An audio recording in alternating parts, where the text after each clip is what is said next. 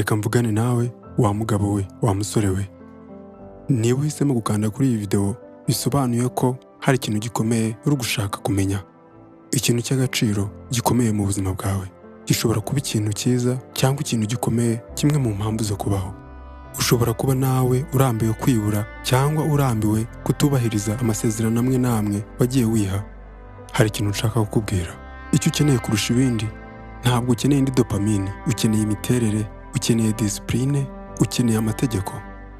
Kuko umugabo ufite amategeko aba afite umurongo, icyerekezo, kandi ibyo nibyo bituma aba umuntu ukomeye mu buryo bwiza cyane. Dore amategeko 7 umugabo wese akwiriye kugira mu buzima bwe kandi akabaho ayubahiriza.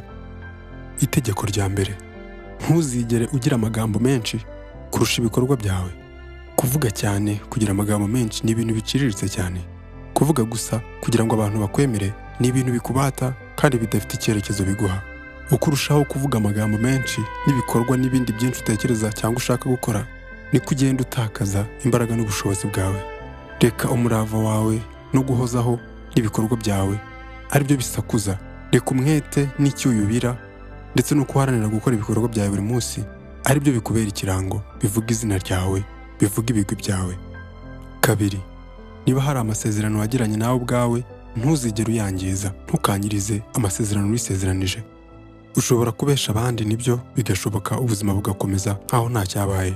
Ariko ntushobora kwibeshya cyangwa kwisezeranya nawe ibintu uzi utazikorera ngo ubuzima bwawe bukomeze nk'uko byari bisanzwe. Niba hari ikintu wemeje kuri bukore, uri bwikorere, nta kabuza, uko cyaba kivunanye kose gikore.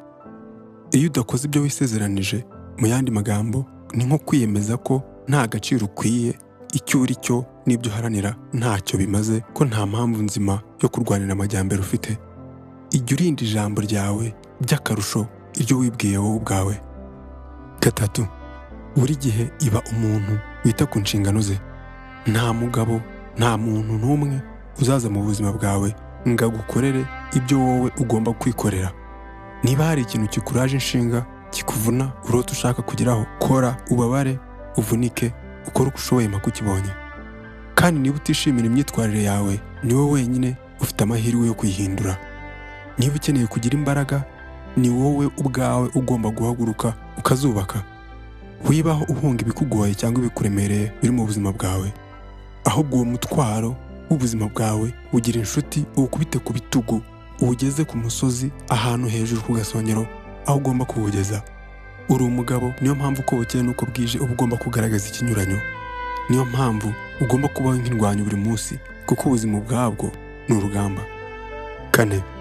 Ukwiriye kuba umuntu ushikamye, uba hadahuzagurika. Hagarika gutakaza igihe cyawe kuri social media mu bintu bidafite umumaro, kandi uhagarike kugira inzozi nyinshi zidafite ibikorwa. Ibyo ujye ubihuza no kubaho wakira amakosa y'ahashize wakoze, maze ucukubiri no kwicuza. Ntukajye umara igihe cyawe cyinshi intekerezo zawe zirahashize, cyangwa se ngo intekerezo zawe ugume kuzishyira ahazaza. Oya, intekerezo zawe zishyire ahangaha uri uyu munsi. Hanga amaso ibikuri imbere bikeneye igihe cyawe, ibibazo bikeneye ibisubizo, ube ahangaha uyu mwanya. Umugabo udashobora guhuzagurika, uhora ushinze imizi mu byo akora, uwo niwe mugabo ukomeye. 5. Ugomba kuba umuntu ukontorora uburyo asubiza. Ukwiriye kugira ubushobozi buhagije bwo gukontorora amarangamutima yawe ndetse n'ibisubizo ugira mu buzima. Niba hari ikintu cyangwa umuntu ukurakaje, humeka, utekereze, ubone gusubiza. Ntabwo ushobora gukontorora abantu, nta nubwo ushobora gukontorora ibibazo n'amakuba bituzengurutse hano ku isi, ariko ushobora kwikontorora. Ntabwo uri umucakara w'amarangamutima yawe, ahubwo uri umuyobozi w'ibitekerezo n'amarangamutima yawe. 6. Ugomba kuba umuntu ushishoza kandi utoranya ku bintu byose winjiza muri wowe. Ibintu byose ugaburira intekerezo zawe, ugaburira umubiri wawe, uhinduka byo. Ibitekerezo bipfuye, ibiryo bibi, ibiganiro cyangwa content zitandukanye, ibyo byose uhinduka byo uko ugenda ubikonsoma buri munsi. Buri mugabo wese w'umunyembaraga abaho atoranya ibyinjira mu buzima bwe, abaho amenya ibitagomba kumutwarira igihe, abaho azi neza aho agomba gushyira ikirenge cye, kandi ntabwo ateshuka kuguhoza ijisho ku bintu by'ingenzi abona bimwubaka byubaka ubuzima bwe. Umugabo nyamugabo igihe cyose arinda ibitekerezo n'ibyumviro bye nk'aho ari kurinda umuryango we. 7. Baho ubuzima nk'aho ari ubwa nyabwo kuko n'ubundi ni ubwa nyabwo uriho. Baho uyu munsi nk'aho utazigera ugaruka. Ntabwo uzongera kubona uyu munsi, ntuzongera kubona aya masaha, n'izi mbaraga ufite ntabwo uzongera kuzibona. Ubushobozi ufite nuko umeze uyu munsi n'amahirwe ufite ntabwo ari byo bizaba bihari ejo. Bityo rero hagarika, rekeraho kubitakaza no kubyangiza. Buri mwanzuro ugira urakubaka cyangwa se ukakwangiza. Ntabwo ukeneye kuba miseke igoroye cyangwa intungane, ariko ukeneye kugira amategeko n'amahame yo kugenderaho. Kubera ko kubaho utabifite, ibyo bigusunikira kwiberaho mu ntege nke ndetse no guhunga ubuzima bwa nyabwo bukureba. Aya ngaya ntabwo ari amategeko gusa, ahubwo ashobora kuba ipfundo ry'ifatizo mu mibereho yawe. Hitamo ufate icyemezo uyu munsi. Ejo uzaba uri umuntu mwiza ugereranije n'uko wari umeze ubu ngubu. Nta bigwi bikomeye ushobora kubaka cyangwa ibikorwa by'intashikirwa mu gihe utabashije kwemera kwakira uburibwe bwo kubaho uri disipurine, ufite ibyo wemera n'ibyo utemera. Tangira utoranye impamvu za nyazo zo kubaho.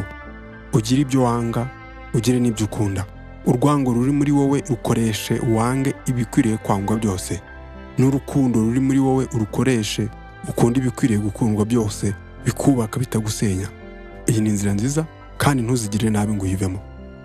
Niba uri umwe mu bantu bahora bashaka buri munsi guhindura imibereho yabo, bashaka gukoresha igihe neza batagitakaje, ntiwiyime amahirwe yo gukora subscribe. Birashoboka ko utazongera kumva ikiganiro nk'iki cyangwa se kubona iyi channel mu gihe waba ubyibagiwe. Kora subscribe kugeza twongeye gusubira. Ihiteho kandi ntiwibagirwe guhitamo impamvu za nyazo zo kubaho.